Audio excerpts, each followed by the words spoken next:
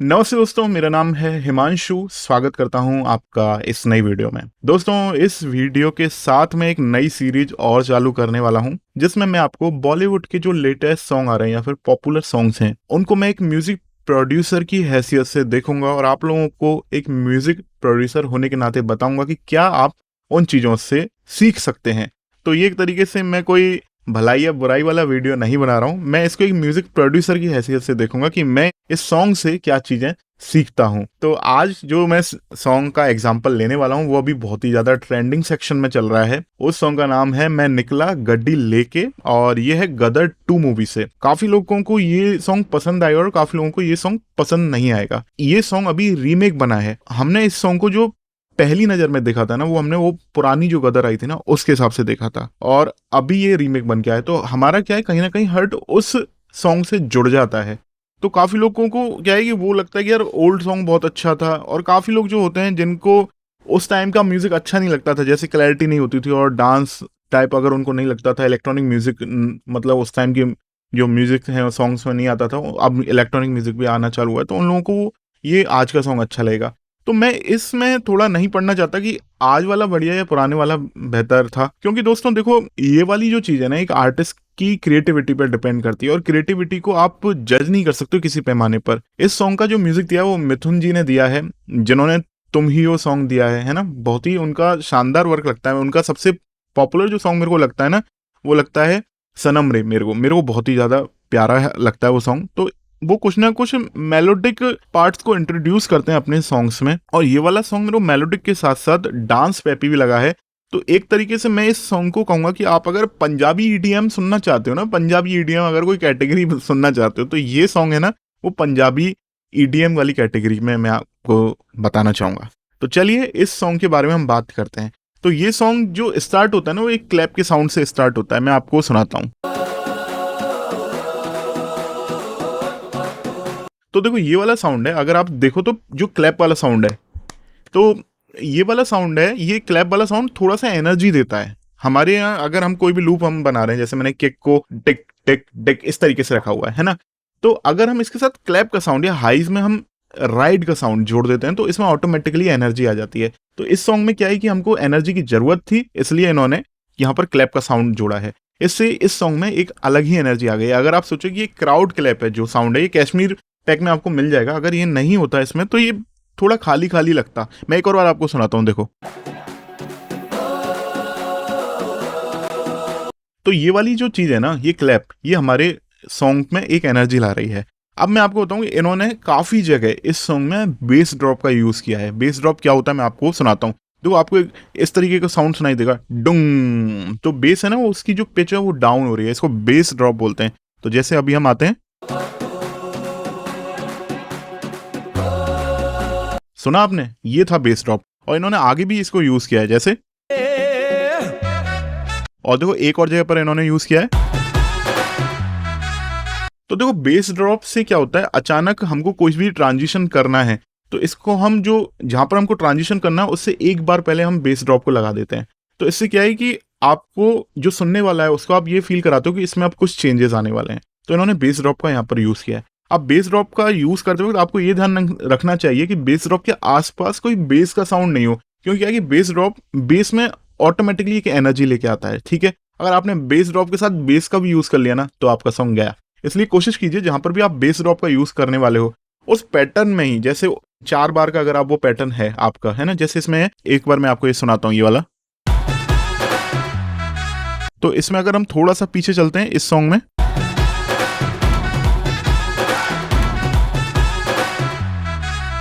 तो इन्होंने देखो बेस है ना, उस पैटर्न में थोड़ा सा गायब भी कर दिया है। तो इससे क्या है कि अब आपका बेस आने वाला है ना, बेस ड्रॉप आने वाला है, तो उससे आपको वो डाउन अच्छा दिखेगा।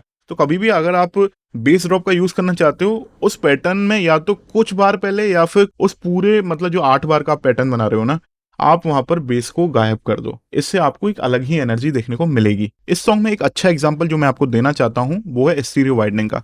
तो इस सॉन्ग में जो कॉयर यूज हुआ है, जो कि कुछ इस तरीके का है, मैं आपको सुनाता हूं। देखो इसको कितने अच्छे तरीके से वाइड किया हुआ है। अब वाइडनिंग का क्या मतलब है और हम किस तरीके से वाइडनिंग को यूज करते हैं। इन्होंने अलग अलग वोकल्स को रिकॉर्ड किया, उसके बाद इन्होंने कुछ वोकल्स को लेफ्ट में रखा, कुछ वोकल्स को राइट में रखा, कुछ को सेंटर में रखा। ये हो गया। इनको इन्होंने ग्रुप बनाकर फिर स्टीरियो वाइड कर दिया, तो जिससे और अच्छे तरीके से फैल गए। मैं एक और बार आपको एक और सुनाता हूँ।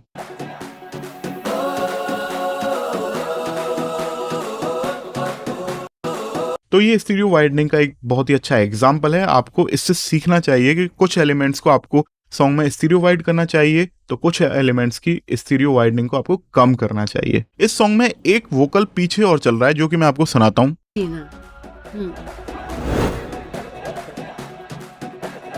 तक दिन आप देखो कि उसको फिल्टर किया हुआ है, उसमें से हाई कट किया हुआ है और हल्का सा लो कट किया हुआ है।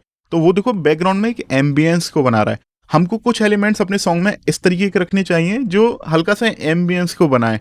मैं एक और बार आपको सुनाता हूँ, अगर आपने नहीं ध्यान से सुना हो तो।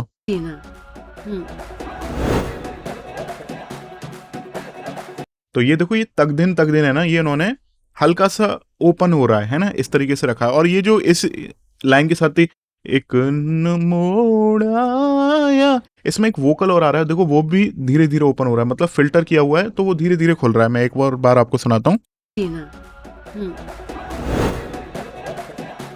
ठीक है। तो इस तरीके के एलिमेंट्स भी आप यूज कर सकते हो अपने सॉन्ग में। अब मैं आपको इसकी जो मेन बीट है उसके बारे में कुछ बताना चाहता हूँ। तो देखो इन्होंने मेन बीट कैसी प्ले करी हुई है।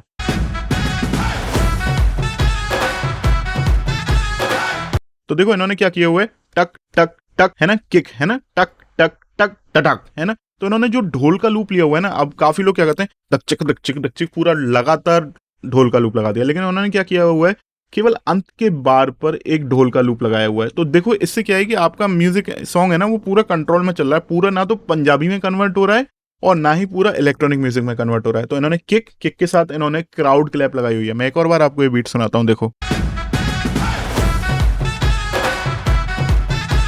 तो पीछे क्राउड क्लैप भी चल रही है ना, और बेस चल रहा है, डंग डंग डंग डंग इस टाइप का बेस चल रहा है। और बेस के बारे में मैं अभी आपसे थोड़ी देर में बात करने वाला हूँ। और इसके साथ एक ढोल चल रहा है। अब ढोल पर भी हम आते हैं ना, तो एक और बार मैं आपको ये ढोल सुनाता हूँ, आप इसकी स्टीरियो वाइडनिंग को सुनिए और हेडफोन लगा रखा हो आपने, ये ध्यान रखना। तो आप देखो इसकी स्टीरियो वाइडनिंग ढोल की कैसे करी हुई है, इसकी स्टीरियो वाइडनिंग कम कर दी है ना, इसको समेटा गया है ढोल को, जो कि हल्का सा सेंटर में आ गया है। अब देखो यहाँ पर स्टीरियो वाइडनिंग किस चीज की करी हुई है, क्लैप्स की। क्यों? क्योंकि क्लैप्स हैं वो शुरुआत वाले पोर्शन में भी थी। मैंने आपको अभी थोड़ी देर पहले सुनाया था ना क्लैप का साउंड, जब सॉन्ग चालू हो रहा था, जो कि कुछ इस तरीके का था, है ना। तो यहाँ पर भी क्लैप का साउंड आ रहा था। तो इसको स्टीरियो वाइड किया हुआ, क्योंकि काफी सारे एलिमेंट हैं जिनको हमको मोनो करना है। जैसे मोनो करने में हमारा वोकल है, बेस है, ये सारे मोनो होने थे। तो हमने इसमें एलिमेंट इस सॉन्ग में बहुत ज्यादा थे, तो हमने इन्हें अलग अलग जगह पर क्लैप्स को हमने फिर वाइड ही किया है। अब इसके साथ ढोल अगर हम वाइड कर देते, तो ढोल के साथ क्या दिक्कत है कि ढोल एक लोअर बैंड में आता है। तो लोअर बैंड के एलिमेंट को अगर आप स्टीरियो वाइड करोगे तो कहीं ना कहीं आपके सॉन्ग का जो स्टीरियो इमेज है वो खराब हो जाता है, इसमें आपकी फेसिंग का इशू आ सकता है। तो इसलिए इन्होंने ढोल को क्या है, ढोल को सेंटर में कर दिया हल्का सा, और क्लैप से उनको वाइड कर दिया है, किक सेंटर में है, बेस सेंटर में है। साथ साथ इन्होंने कहीं कहीं होए का साउंड और पंजाबी जो साउंड होता है ना, कोड़िए, इस टाइप के साउंड इन्होंने यूज किए हैं। तो मैं आपको एक एग्जांपल सुना देता हूँ।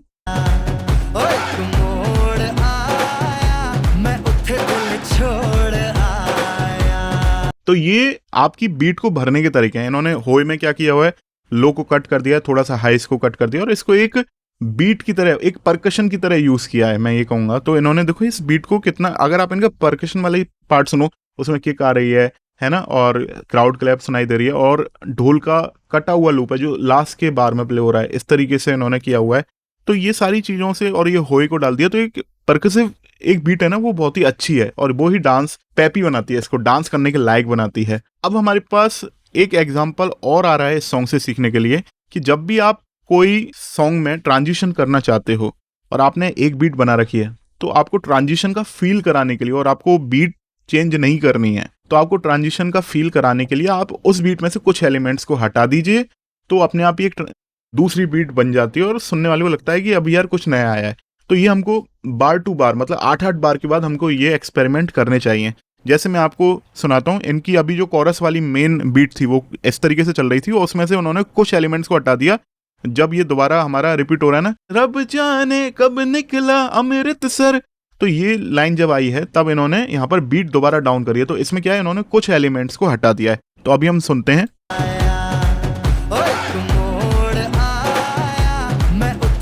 छोड़ आया, रब जाने कब गुजरा। तो देखो इन्होंने यहाँ पर बीट चेंज करी है, ठीक है। इस तरीके से बीट चेंज किया मतलब उसमें से कुछ एलिमेंट्स को हटा दिया है। तो देखो हमें नई चीज सीखने को मिली, बीट चेंज करने की बजाय आप उसमें से कुछ एलिमेंट्स को हटा दीजिए, कभी जोड़ दीजिए। अब मैं इस सॉन्ग में जो फिल्स यूज किए हुए हैं उनके बारे में बात करना चाहता हूँ। इस सॉन्ग में जो फिल्स यूज किए ना वो ढोल के यूज किए हुए हैं, जो कि मेरे को बहुत पसंद आए। मैं आपको ढोल के साउंड दिखाता हूँ।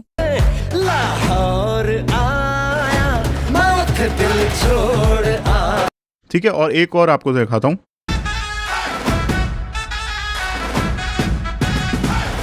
तो फिल्स का ज्यादातर यूज आप जब आपकी बीट स्टार्ट हो रही होती है ना, तो उसका जो लास्ट बार होता है वहां पर करते हो। तो आप लास्ट की बार में या 2 बार में आप कर सकते हो। तो अभी जो मैंने आपको दिखाया ये वाला एग्जांपल, तो देखिए इसमें इस तरीके से एक ढोल का बिल्डअप बना है, ढक ढक तक तक तक तक। तो हम जैसे कोई इलेक्ट्रॉनिक म्यूजिक बनाते हैं ना, तो उसमें हम क्लैप्स का, स्नेयर्स का बिल्डअप बनाते हैं। इन्होंने ढोल का बिल्डअप बनाया है। मजा आ गया यार उस बिल्डअप को सुन के, कुछ नया ही सुना हमने। जैसे हम इलेक्ट्रॉनिक म्यूजिक में लीड्स को सुनते हैं, तो यहाँ पर जो लीड बनाई गई है वो शहनाई पर बनाई गई है। देखिए सुनते हैं। इसमें आप अगर थोड़ा सा पीछे से सुनोगे, इस लीड के पीछे डाउन डाउन डाउन ये आवाज आ रही है, जो कि आप सुनोगे तो एम्बियंस को फिल करने के लिए प्ले करी हुई है। मैं एक और बार आपको सुनाता हूँ। इस लीड के जस्ट पीछे की ओर आप सुनना। अब हम आते हैं इसके आंतरिक सेक्शन की ओर। आंतरिक सेक्शन में इन्होंने एक डार्क पैड रखा है। देखो सब चीजें हटा दी, डार्क पैड को ले आए। मैं एक बार सुनाता हूँ आपको। उस मोड़ पे वो मुटियार मिली। कभी भी आपको कहीं बिल्कुल ही एनर्जी डाउन करनी है और एक एम्बियंट टाइप का माहौल बनाना है, वहां पर आप डार्क पैड का यूज कीजिए। और देखो इन्होंने डार्क पैड के साथ इन्होंने एक प्लग का बेस और प्ले किया है, जिससे आपको इलेक्ट्रॉनिक म्यूजिक की फील आए, जिससे आपकी जो पांव थिरक रहे हैं ना बीट पर, वो खत्म नहीं हो, वो रुके नहीं बिल्कुल। अब हम चलते हैं नेक्स्ट फेज पर। तो मेरे को इस सॉन्ग में 2 टाइप के बेस सुनने को मिले। एक था प्लग वाला बेस, मिली जट अमला पागल हो। और यही प्लग वाला बेस देखो एक और जगह प्ले हुआ है। और रास्ते पर ओ सड़क में आपने हेडफोन लगा रखा हो ये ध्यान रखना, अदरवाइज ये चीज आपको नहीं समझ में आएगी। और काफी जगह इन्होंने एक जो सस्टेन बेस होता है वो प्ले किया हुआ है। मैं तोड़ आया, मैं दिल छोड़ आया। और देखो ओ सड़क में एक मोड़ आया, मैं उठे दिल। आपको ये बेस अगर आपने हेडफोन लगा रखा है तब ही सुनाई देगा। तो ये थी मेरी इस सॉन्ग से लर्निंग। आई होप मैंने आपको काफी सारी चीजें इस सॉन्ग में जो यूज हुई हैं वो समझा दी हैं। अगर फिर भी आपको कोई चीज ऐसी लगती है जो मैंने मिस कर दी और आपको पसंद आई है, तो आप कमेंट कर सकते हैं। आपको ये वीडियो सेशन कैसा लगा आप मेरे को कमेंट करके बताइएगा। अगर आपको अच्छा लगता है तो मैं इस तरीके की लर्निंग्स वाली वीडियो आप लोगों के लिए और लेके आऊंगा। मिलते हैं नेक्स्ट वीडियो में, तब तक रखना आपको अपना ख्याल। Take care, bye bye.